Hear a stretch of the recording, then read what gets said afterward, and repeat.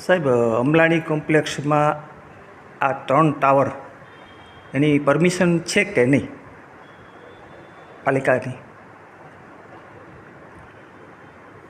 જે ટાવર જે છે એના પર જે અમલાણી કોમ્પ્લેક્સ છે એના પર જે ટાવર આવેલા છે એનું પરવાનગી છે કે નહીં ચકાસણી કરીને કહેવામાં આવશે.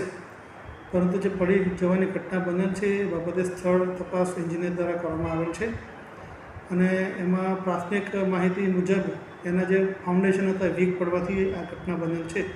એ અનુસંધાને જે ટાવર ઊભા કરનાર જે એજન્સી છે એને નોટિસ આપવામાં આવનાર છે.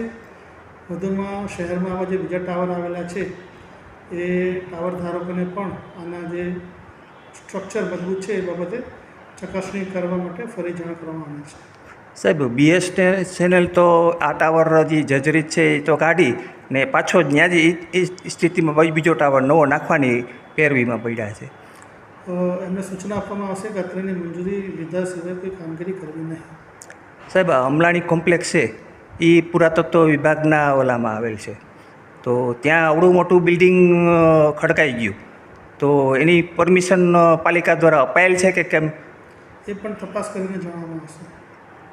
સાહેબ, બીજા અન્ય જે બારામાં તમને કમ્પ્લેન અગાઉ કરેલ છે, તો એ બારામાં કોઈ હજી તમે રિઝલ્ટ કે ટીપી સાહેબ દ્વારા કે મને કોઈ એવી કંઈ ફરિયાદીની જાણકારી મળી નથી સાહેબ? આપના માધ્યમ દ્વારા ફરિયાદીને મારે જણાવવાનું કે એમને માહિતી મળી જશે. આ બાબતે શાખામાં પણ સૂચના આપવામાં આવેલી છે એટલે એમને ચોક્કસ માહિતી આપવામાં આવશે. સાહેબ, આ અગાસીમાં જે બીજા 2 ટાવરો પણ છે, તો તેને પણ રિમૂવ કરવાની કામગીરી ક્યારે કરશો સાહેબ? એ જે ટાવર છે એ મંજૂરી મળેલી છે કે કેમ એની ચકાસણી કરી અને મંજૂરી નહીં મેળવેલી હોય તો એની કાર્યવાહી કરવામાં આવશે. મંજૂરી મેળવેલ હશે તો એના સ્ટ્રક્ચર મજબૂત છે કે કેમ એ બાબતે એમનો રિપોર્ટ માંગવામાં આવશે. સાહેબ, એક જ અગાસીમાં 3 ટાવરમાં એટલો ફ્યુલ ને એટલા બેટરી એટલા વાયરોની જે અવસ્થામાં એટલા છે કે તમે ગમે ત્યાં મોટી દુર્ઘટના થઈ શકે એમ છે. બાજુમાં કીર્તિ મંદિર જેવું ત્યાં વીઆઈપીઓની મોટી અવરજવર હોય, નીચે જ્વેલર્સ મોટા જ્વેલર્સની દુકાનો આવેલ છે, ત્યાં અનેક લોકોની ગ્રાહક તરીકે આવતા હોય, તો આ એરિયામાં આવા ટાવરો ભયજનક નથી લાગતા તમને?